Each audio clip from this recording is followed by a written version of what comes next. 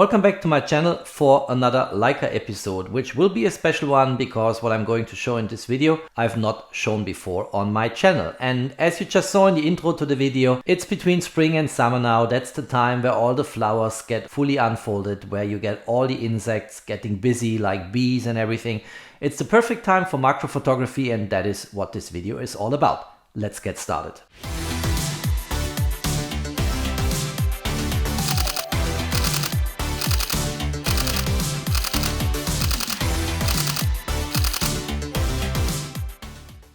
This video is special, as I just said, and the camera lens combo I will look into and shoot in this video is the following. First of all, I have here my Leica SL2, as you can see on the hot shoe engraving, and I'm shooting my Leica SL2 this time with an APO-Macro-Summarit-S, so it's from the S system in the Leica universe, widest open f2.5, and it's a 120mm lens. And I connected this to my Leica SL2 with the Leica S adapter to L. And that means, in short, that using that adapter here, you can shoot lenses from the Leica S system on L-mount cameras like the Leica SL2, but includes also cameras from Panasonic and Sigma, of course. Now, before we will have time to look into sample images, there are lots of things I have to clarify and explain for those of you who are not familiar with the Leica S system. First of all, this lens here exists in two versions, and there is one version where here right on the right-hand side next to 120, you find two capital letters, which are CS.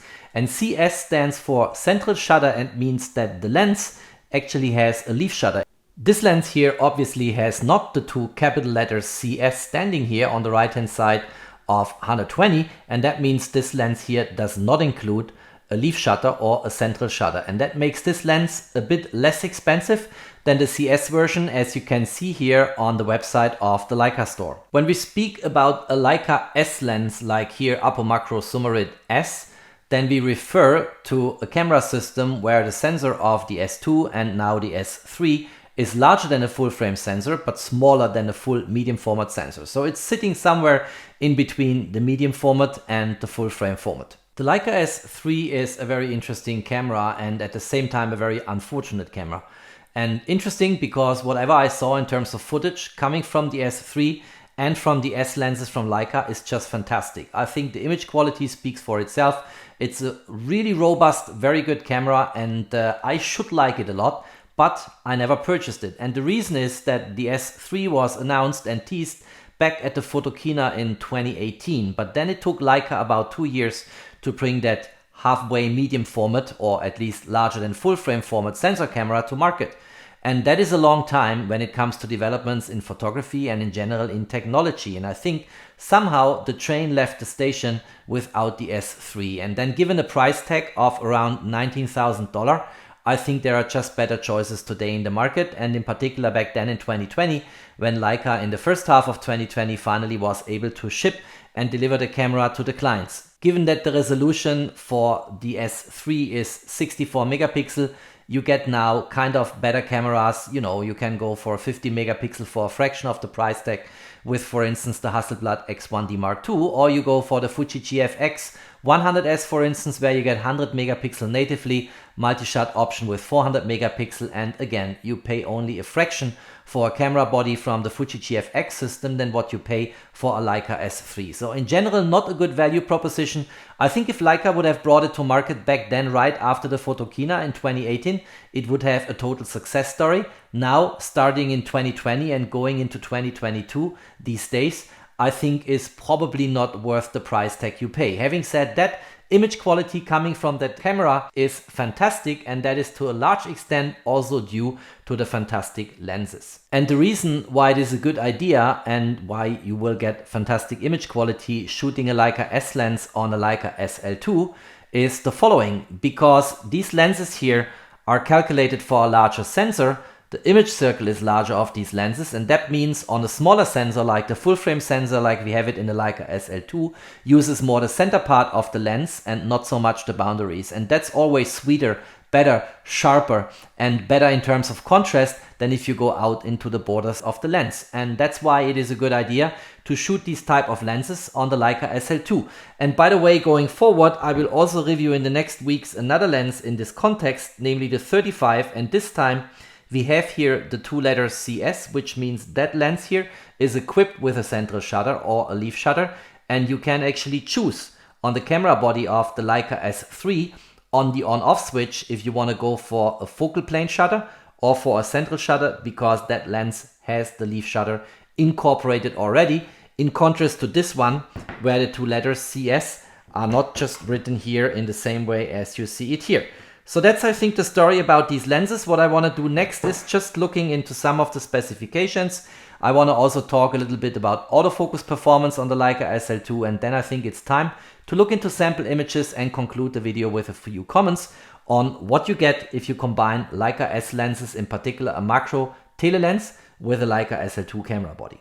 The lens is quite heavy, so in terms of weight we talk about 1135 gram, and the filter thread is 72 millimeter. Since these S lenses are typically heavy, you have at the bottom of the Leica S-to-L mount adapter a tripod mount here, and there is also one additional accessory in the box shipped with the adapter which you can mount here, and then the burden to carry this camera lens combination in terms of weight is not with the Leica SL2 camera body, and you don't put too much force on the L mount of the camera body. The burden actually is with the adapter, and the adapter is what's mounted onto the tripod via this accessory here. The optical construction of the lens is quite complex. We talk about 9 lenses in 7 groups, and if we want to find out what the minimum focusing distance is, we can actually turn here just manually the focus ring, and then we see here on the scale how this is changing, and it will stop somewhere at 0.5 something, I guess. Yes, 0.57 meter.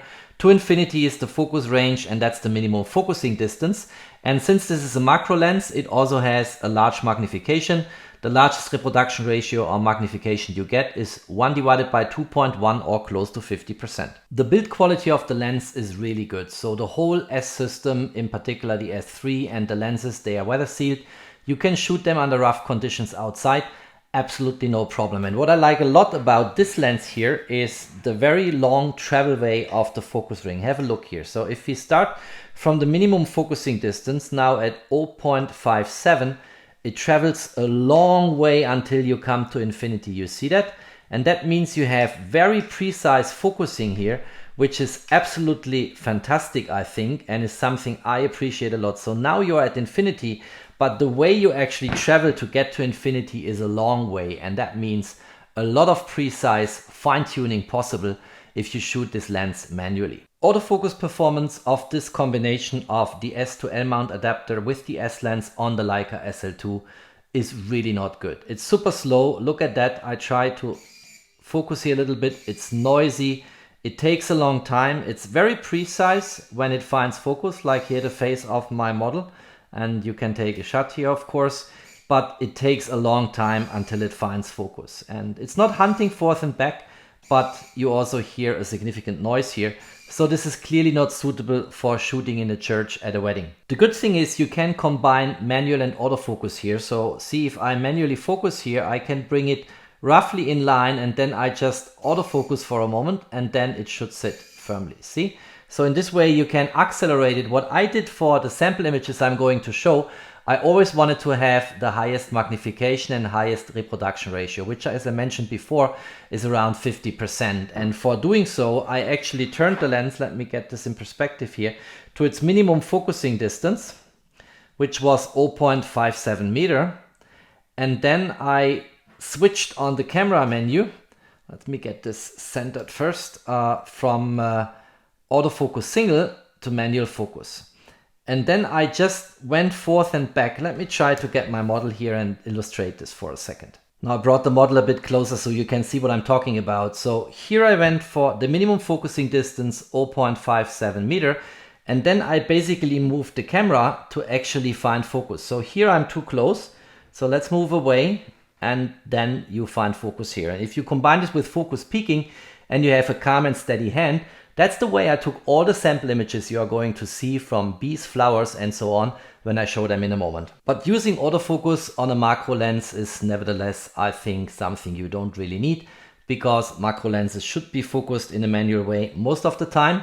And here the autofocus is really, really slow. Let me show this one more time here. Let's focus here somewhere. on my Hasselblad digital back here. And now let's focus back on the model and you will see how long this takes and how noisy it is.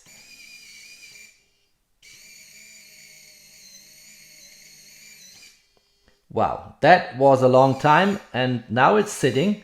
It's really okay how it is sitting, but you are much better off doing this in manual focusing than going for autofocus, or as I showed before, combining manual focus for a rough approximation and then doing the last fine tuning with the autofocus in the camera system. It's reliable, but it's super slow. It's super noisy. Go for manual focus. That's the better choice.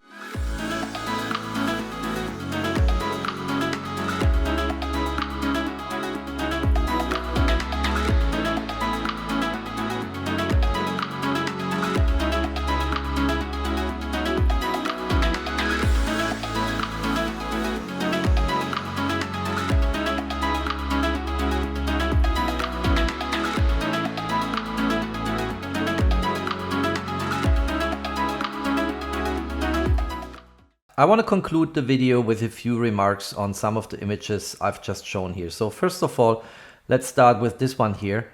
And I already cropped in here to some extent because we have a maximum magnification ratio or reproduction ratio of only quote unquote 50%. So not a one-on-one macro lens. That means cropping in is a good idea. But what you see here, the level of sharpness is just blowing me out of my shoes. This is really cool what you get. And here is another example where you see how sharp this is. Very nice how this bee is represented here in that image. I like a lot what I'm seeing. Also here, for instance, let's take another example.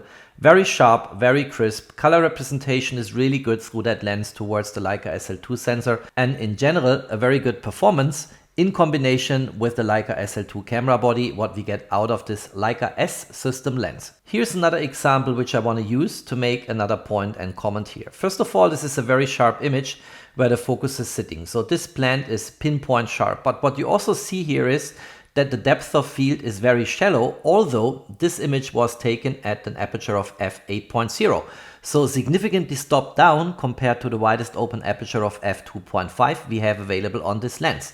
And the remark I want to make is that in macro photography, if you exploit your minimum focusing distance of 0.57 meter, it is probably not a good idea to open the aperture to its widest setting because your depth of field will get so shallow that the image will be hardly enjoyable. And that's why I typically stop down in almost all cases to f5.6 or f8.0. And even then it is a challenge to find focus in the manual procedure I showed before. Having said that, another field of application for that macro lens, of course, are portraits. And if we talk about portraits, then of course the widest open aperture of f2.5 makes a lot of sense and in this way also can be used and then will create beautiful portraits with nice blurriness in the background, but pinpoint sharp on the eyes and the eyelashes, of course. Let's have one more look into the incredible sharpness you get from this camera lens combo here. And here you see that B, and if I crop in here to 100%, it's just incredible the level of sharpness we get out of this camera lens combo. I remember that from time to time people were asking me, did you ever shoot Leica S lenses on your Leica SL2? And so far the answer always was no. Now I did it, and I will also shoot, as I mentioned, the 35 CS Leica S lens on my Leica SL2 and come back with a review. That's clearly more a case for landscape photography and for cities, not so much for macro. But what I can say is that the hypothesis I had that a larger image circle, because these lenses are calculated for a larger sensor, is really paying back if you shoot it on a smaller sensor like on this full frame sensor in the Leica SL2. And I think the image quality is speaking for itself. It is a good idea if you bring some patience, a steady and calm hand, and you focus in the way I illustrated manually before, then you get excellent image quality out of that combination here. If you like that video, don't forget to drop me a thumbs up. Stay tuned on my channel. There's always more to come. Thanks for watching. Stay safe and healthy. And of course, peace out.